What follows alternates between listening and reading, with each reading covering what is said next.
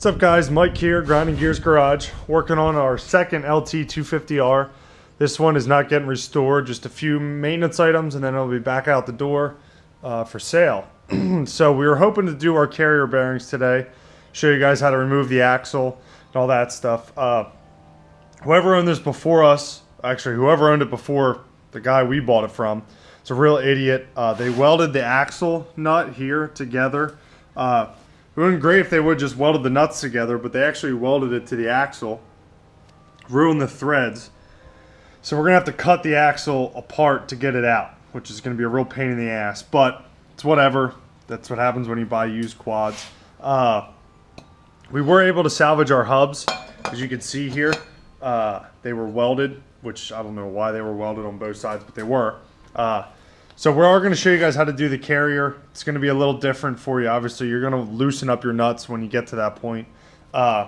These nuts stay on because the hub, the whole axle goes to the right side of the quad. So you're going to take your sprocket off.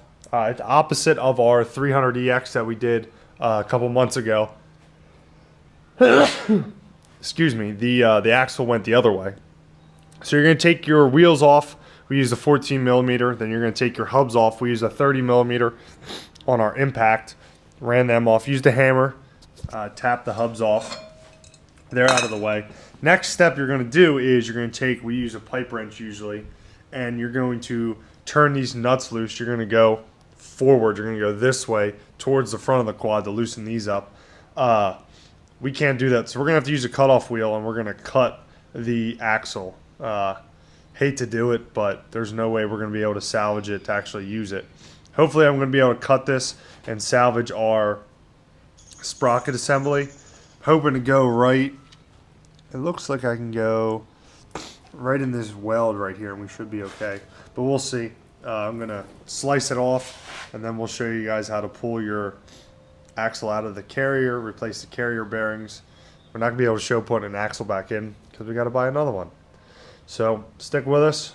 We'll be right back. I'm going to slice this bad boy open and we will change the bearings out.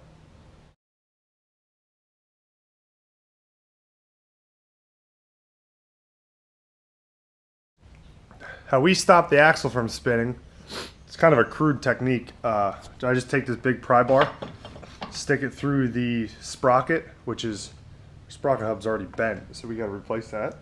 Just noticed that.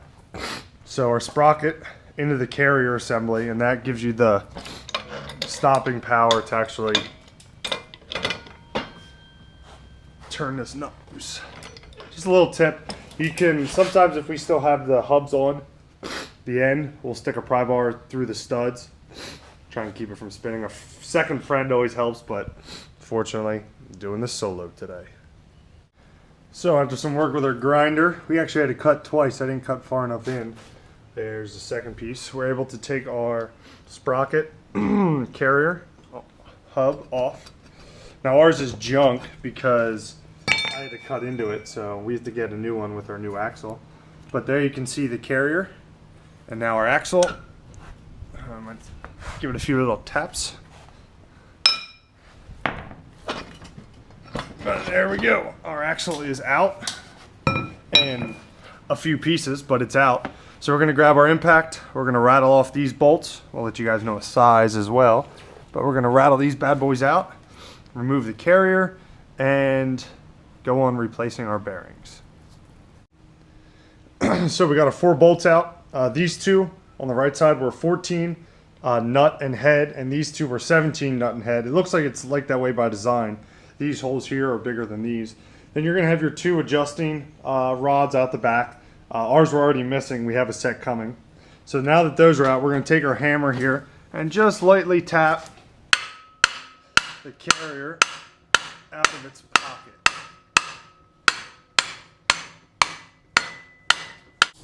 So with some persuasion, we got our carrier out. We used a pry bar, hammer, a little bit of everything.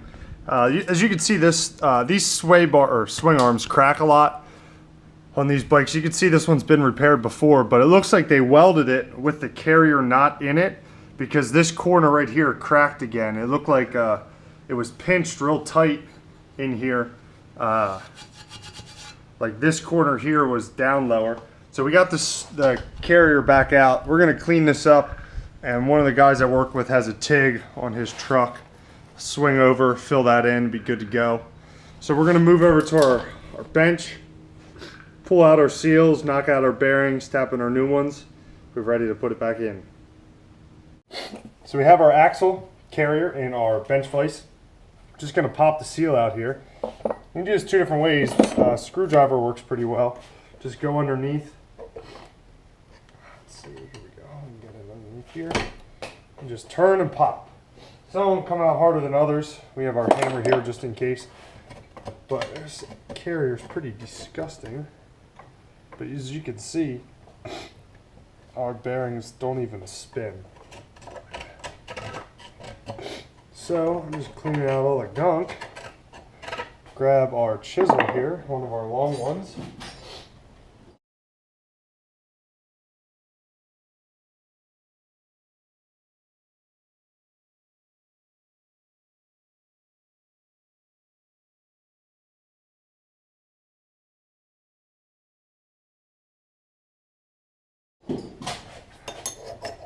See if we can pop out this carrier bearing.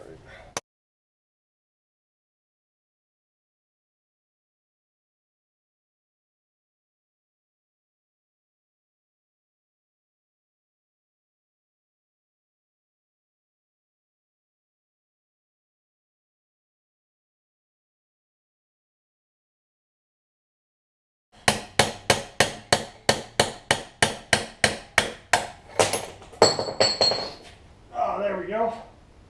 So we got one of our old bearings out. We're going to flip it over, do the same thing for the other side. Do remember, you do have a sleeve on the inside. So when you put it back together, don't forget about it because you'll be in some trouble. Clean out. It's pretty rusty on the inside.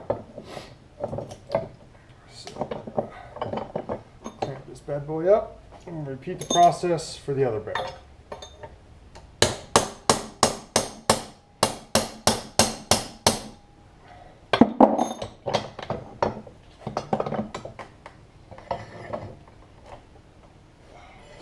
Be careful with this.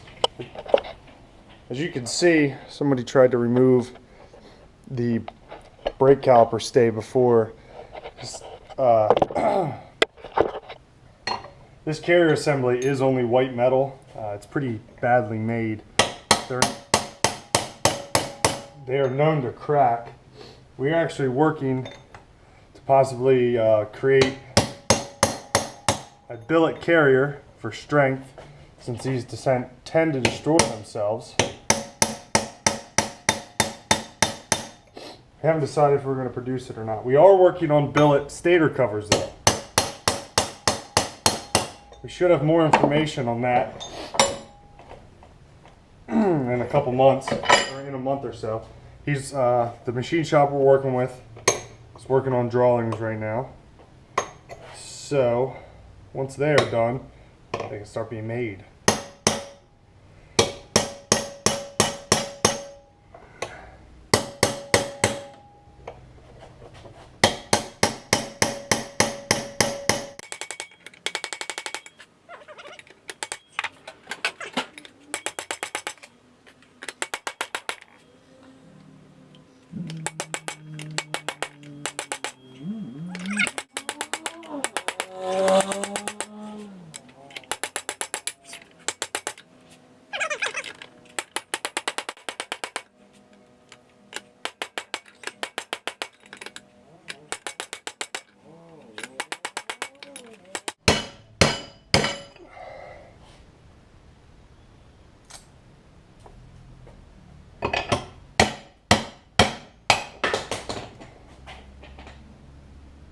Look at that.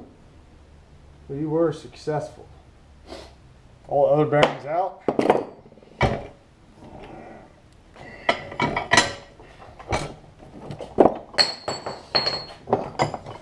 We are good to go.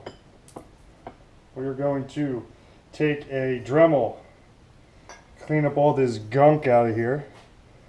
We got some sanding discs. We're going to clean all that up, and we'll be right back. Get ready to put the new bearings in. So of course for replacement bearings we're going with All Balls Racing once again.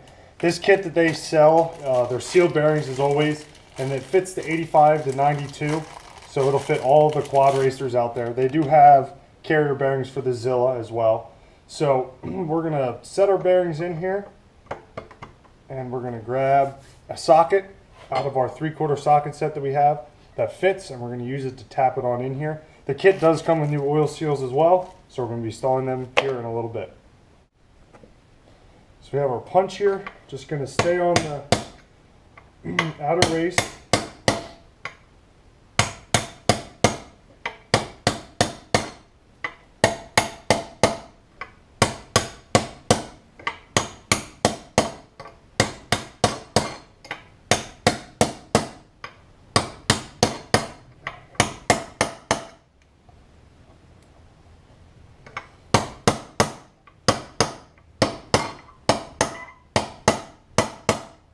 So there is a lip on the inside, as you can see here where the bearing is going to sit. So you don't have to worry about overdriving the bearing. Now when we do the next one, we can't forget the all-important spacer, like we have before. So we're going to grab our spacer here, slip that on in, and then we're going to take our other bearing. And it doesn't matter which way you install these. It has numbers both ways. If you buy a bearing kit that doesn't have numbers on it, on both sides, there's only a number on one side, please install the number facing out. So even if you're not the next person to do carrier bearings, they want to buy them from just a bearing manufacturer, those numbers come in handy.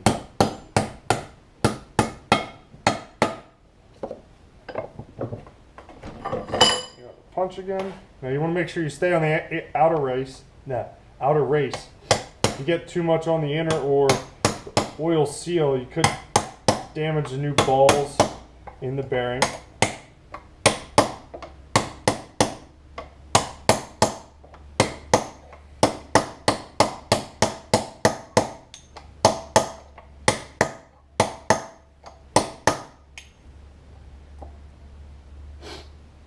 Looks like we're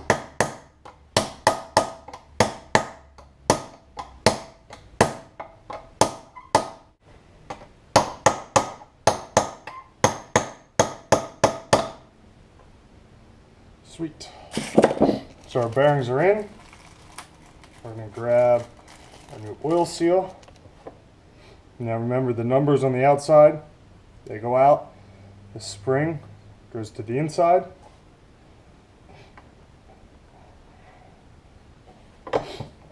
Nice and easy.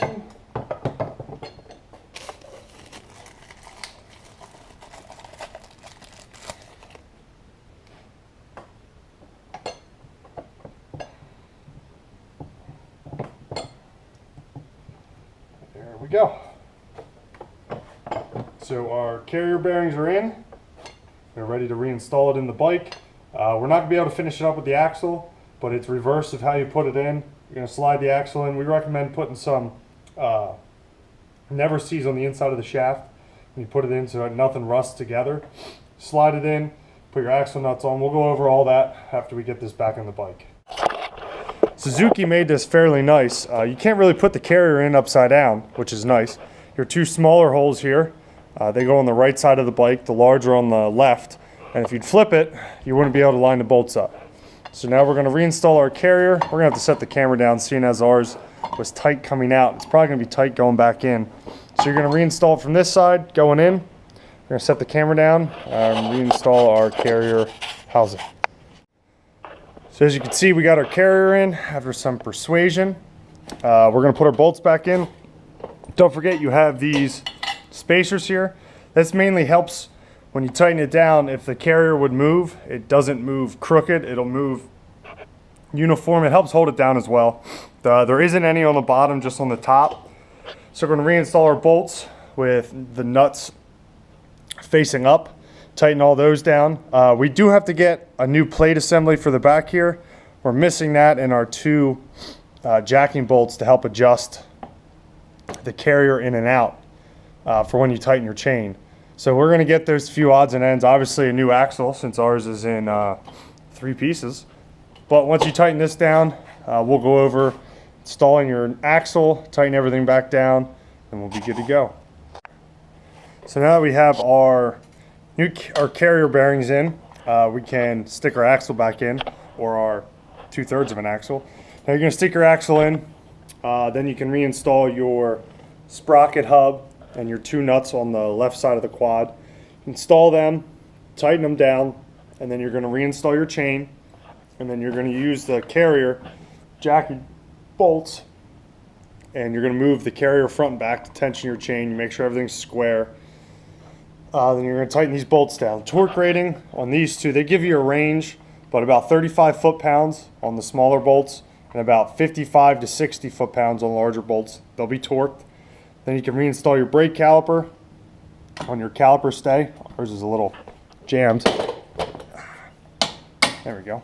You can reinstall your caliper on your caliper stay bracket. We did take our disc off, which was just 3 12mm headed bolts. We popped that off. You can put that back on. You want to make sure you put that back on before your hub. It doesn't fit over. So then once that's all back together, set the quad down, take it for a spin, see how it feels. Make sure you're, so if you listen to that now, ooh, nice and quiet, no issues. So we're going to see if we can source a new axle with a new sprocket hub, and we should be ready to go. Thanks for watching, guys. As always, please subscribe, like, and comment if you have any questions. We'll try and work you through the issue you're having. We had a bunch of people hit us up recently. We've been able to help them with their issues, so don't be afraid to ask. If we can't find the issue, we'll find it, or find the solution to your issue. We'll help you find it. So thanks for watching. Tomorrow, actually, we're going to be hopefully finishing up our Raptor 250. Got our new piston, cylinder, and we slapping it on, getting rid of the big bore, hopefully get rid of our issues. So thanks for watching, guys. As always, this is Mike with Grinding Gears Garage. Have a good one.